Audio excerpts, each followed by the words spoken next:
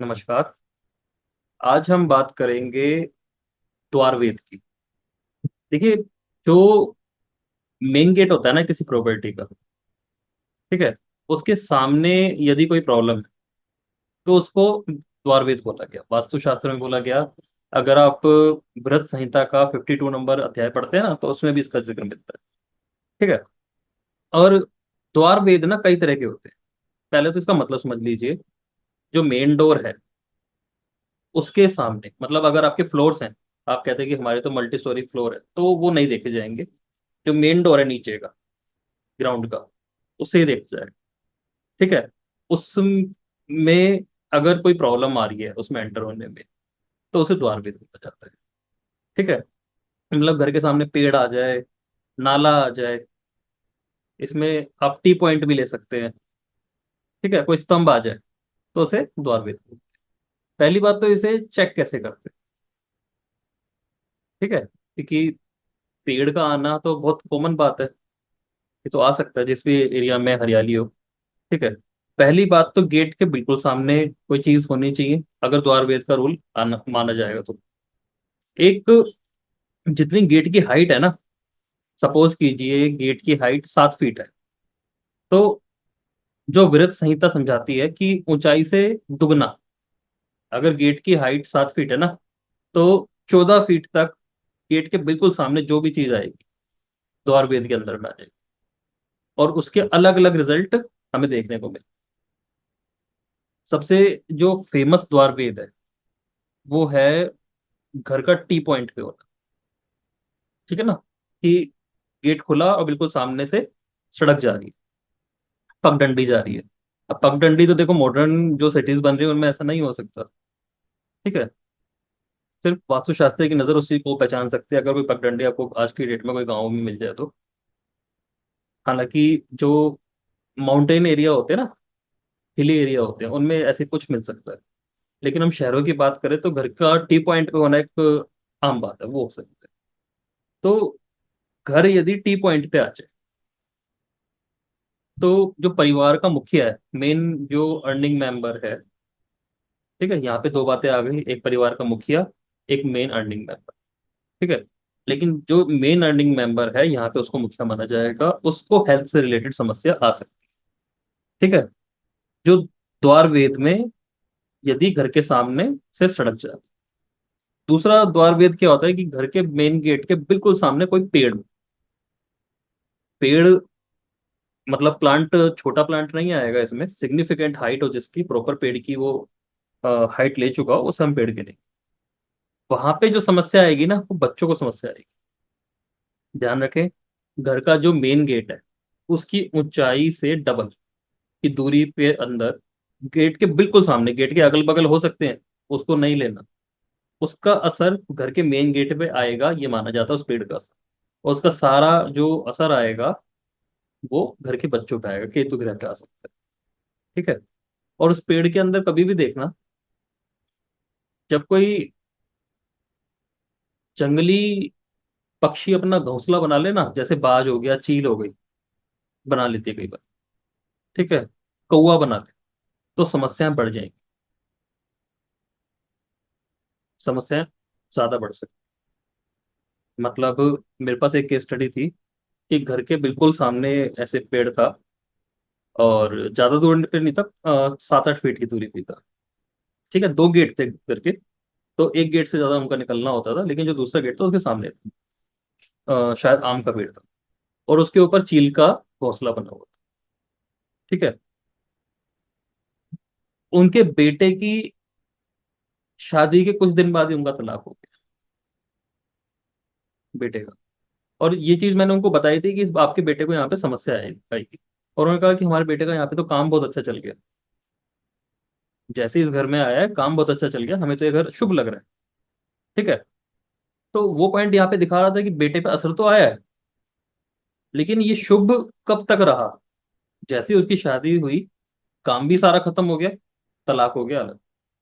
ठीक है। तो ऐसी चीजें आपको ये देखनी चाहिए कि आपका शुभ अशुभ तो चलो दूसरी बात है।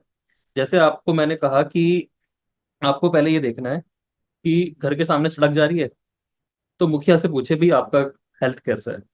वो ये भी कह सकता है शायद मेरा हेल्थ यहाँ पे आके सुपर फाइन हो गया। ठीक है।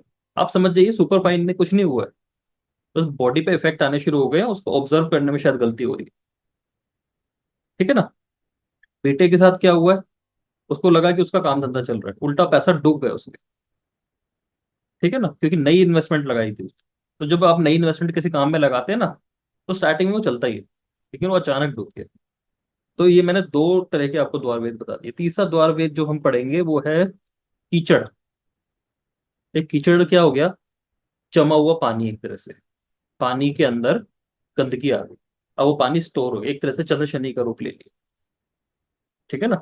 तो अब कीचड़ में क्या होगा, चंद्र शनि का काम क्या होता है, चंद्रमा क्या है, एक बहता हुआ पानी जो बिना हर्डल के बहना चाहता है। ठीक है। चंद्रमा की राशि कौन सी होती है, कर्क राशि। अब वहां पे शनिचर आ गया गंदा होके, और चंद्रमा के साथ आ गया, बिना मतलब की टेंशन और बिना मतलब का दुख वहां पे आएगा। शनि सोरोनेस है। ठीक है, दुख को दिखाता है, और चंद्रमा मन है। ऐसे घर में टेंशन पीछा नहीं छोड़ेगी, डिप्रेशन का मेजर केस बन सकता है। ठीक है। मतलब आप किसी घर में विजिट के लिए गए और आपको ऐसा कुछ नहीं मिला, लेकिन आपने देखा कि घर के बिल्कुल सामने तो ऐसा कुछ हो रहा है, कि आपने देखा घर के सामने पार्क है और उसके अंदर पूरे दिन कीचड़ जमी रहती है। आप पढ़ सकते हैं कि इस घर में मेजर डिप्रेशन आ जाएगा, या बेमतलब में कोई चिंता खाई जाएगी, चिड़ की वजह से हो सकता है। ठीक है। चौथा जो द्वार वेद है वो है नाला। ठीक है। काफी जगह तो नाले का मुंह बिल्कुल सामने हो सकता है, कई जगह तो ऐसा होता है कि नाला बैकग्राउंड पे आ रहा है, वो द्वार वेद नहीं माना जाएगा। जहां गेट के बिल्कुल सामने नाले का मुंह आ गया, तो आप कुछ कॉलोनीज देखेंगे, स्लम एरियाज में मोस्टली ऐसी कॉलोनी होती है, जो बढ़िया जगह होती है वहां पे तो सरकार क्या करती है, उस नाले को पूरा पाट देती है, कवर कर देती है। ठीक है, तो वहां पे तो रूल खत्म हो जाते हैं। और स्लम एरियाज में सरकार ऐसा कुछ नहीं करती। तो आपको एक बार अगर वो करनी हो, केस स्टडी करनी हो, तो आप ऐसा ढूंढ सकते हैं जहां घर का मुख बिल्कुल नाले के सामने खुलता हो। वहां पे क्या होगा, हद से ज्यादा खर्चे, और खर्चे भी इस तरह से कि मतलब उसको रोक नहीं पा रहे होंगे। हालांकि ये रूल कूड़े कबाड़े पे भी आ जाता है। ठीक है। जहां आप नाला सोच रहे हैं, अगर घर के सामने कोई बहुत ज्यादा कूड़ा कबाड़ा लगा रहता हो, तो खर्च पैसा इस तरह से होएगा कि आपके हाथ में ही नहीं आ रहा होगा कि इसको ठीक कैसे किया जाए। मतलब जो घर में लोग काम करते होंगे ना, वो ये सोचते रहेंगे कि शायद हमारी आमदनी कम है, और वो वास्तु वाले को इनवाइट भी कर सकते हैं कि हमारे घर में आमदनी है लेकिन बरकत नहीं हो रही, उनकी ये समस्या रहेगी। लेकिन ये दोष घर में नहीं मिलेगा, ये घर के बाहर मिलेगा। अगर घर के बाहर प्रॉपर कोई नाला है, मेन गेट से कोई नाला गुजर रहा है, ठीक है, या घर के बाहर से कोई वो है, क्या कहते हैं, कूड़ा इकट्ठा होता है, इसको फिक्स किया जा सकता है, उपाय हो जाते हैं इसके। ठीक है। लेकिन खर्चों में बढ़ोतरी पहली बात उनसे पूछनी पड़ेगी कि कहीं आपके एक्सपेंसेस हद से ज्यादा तो नहीं, चाहे दवाइयों में हो, चाहे लग्जरी में हो, लेकिन जो खर्चे होंगे ना, वो बेमतलब में खर्च हो रहे होंगे, मतलब उसकी जरूरत नहीं होगी, अननेसेसरी खर्चे हो। ठीक है। इसके बाद बात आती है कुआं। ये बड़े घरों में आपको देखने को मिल सकता है कि घर के गेट के सामने कुआं, ये मिल जाता है, इंटरनेशनल सिटीज में आपको मिल जाएगा, और गांव में तो बड़ा आराम आराम से मिल सकता है। गेट के बाहर कुआं होना कोई बड़ी बात नहीं। ठीक है। कुछ घरों में क्या होता है कि, ये गांव के हिसाब बताता हूँ, कि गेट में आप घुसे और घुसते ही कोई बड़ा सा उन्होंने तालाब बना रखा है गाय भैंस के नहाने के लिए। ठीक है, बच्चों के नहाने के लिए, अपने नहाने के लिए। ऐसे घरों में मेंटल टेंशन आपको देखने को मिलेगी, मिर्गी की प्रॉब्लम। ठीक है। मानसिक समस्या, कोई भी डिप्रेशन एंजाइटी कुछ भी हो सकता है। इसके अलावा हद से ज्यादा चंचल मन, मतलब बहुत ज्यादा अस्थिर मन के लोग आपको देखने को मिलेंगे। अगर घर के बिल्कुल मेन गेट के बिल्कुल सामने कोई कुआं है, कोई वाटर बॉडी है, तो भी ये चीज देखने में मिल सकती है। ठीक है। इसके बाद चीज आएगी घर के बिल्कुल सामने भगवान की मूर्ति। आपको अगर ये सोच रहे हो कि ऐसा नहीं हो सकता, जब आप प्रैक्टिकल करने निकलते हो ना, तो आपको ऐसी सारी चीजें मिलती हैं। घर के बिल्कुल सामने भगवान की मूर्ति हो सकती है। अगर घर के बिल्कुल सामने भगवान कोई मंदिर का मुंह पड़ रहा है, तो ये चीज आपको देखने को मिलेगी। तो भगवान की मूर्ति भी आपको आराम से मिल जाएगी। ठीक है ना। तो ये दोनों केस इसमें समझ में आते हैं, घर के सामने मंदिर हो, मंदिर और मूर्ति, क्योंकि मूर्ति का मोस्टली होना जब भी पॉसिबल होगा जब घर के सामने मंदिर हो। दूसरा केस ये हो सकता है कि कोई अपने घर के सामने बहुत बड़ी भगवान की मूर्ति लगाए घर के आगे, और उसका बिल्कुल जो गेट है वो दूसरे गेट के आगे खुलता हो। असल में बात क्या है कि अगर घर के सामने आ, ये दिक्कत होगी कि भगवान की मूर्ति आ रही होगी, तो घर के मुखिया को हद से ज्यादा समस्या आएगी। मतलब उसको ना लॉसेस पे लॉसेस लग गए। यहाँ तक कि ये बताया गया व्रत संहिता में कि उसका विनाश तक हो सकता है। ठीक है ना। तो ये चीज देखने में आती है। हालांकि ऐसे उपाय में हम मना ही करते हैं कि इस चीज को अवॉइड करो, मूर्ति को हटा दिया जाए या उस घर से हट जाया जाए तो ज्यादा बढ़िया रहता है। ठीक है ना। और इसके अलावा घर के बिल्कुल सामने कोई पिल्लर आ जाए, गेट के सामने, घर के सामने तो आ सकता है, बिल्कुल मेन गेट के सामने कोई पिल्लर आ जाए। वो पिल्लर आपके घर का भी हो सकता है, किसी और वजह से भी वो पिल्लर हो सकता है, पोल भी पिल्लर हो सकता है, जो खंबे जिन्हें बोलते हैं। ठीक है, टेलीफोन का खंबा होता है, बिजली का खंबा होता है, बिल्कुल गेट के सामने आ जाए। ठीक है। तो घर की जो महिलाएं हैं वो समस्या में रहेंगी ही रहेंगी। उनको कोई ना कोई हार्मोनल इम्बैलेंस, हेल्थ इश्यूज, किसी ना किसी वजह से वो डिस्टर्ब रह सकते हैं, उनकी मैरिड लाइफ भी डिस्टर्ब रह सकती है। ठीक है। तो ये चीज आप देख सकते हैं।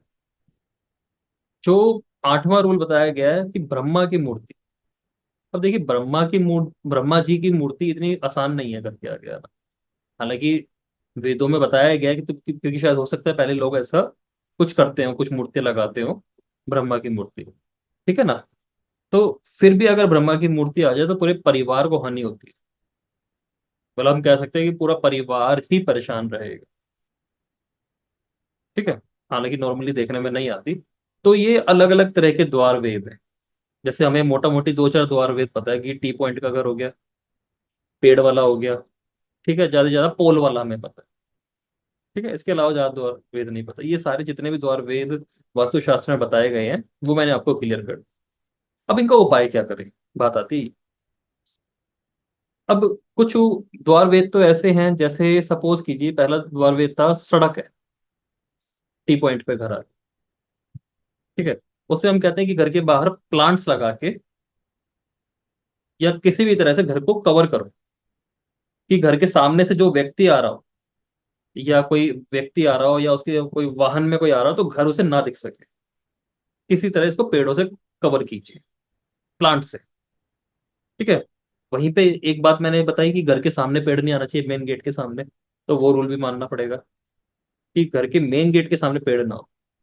छोटे छोटे प्लांट से आप कवर कर सकते हैं। किसी और तरीके से उसको कवर करने की कोशिश कर सकते हैं, मेन गेट पे रोशनी करने का प्रबंध कर सकते हैं।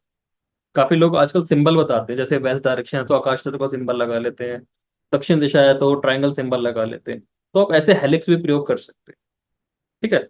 मेन बात यह है कि सामने से जब नजर पड़ती है ना, उसका बहुत ज्यादा एक मतलब ट्रिग्नोमेट्रिकल एंगल बनता है जिसे हम नेगेटिविटी मानते हैं। तो वो नजर ना पड़ पाए।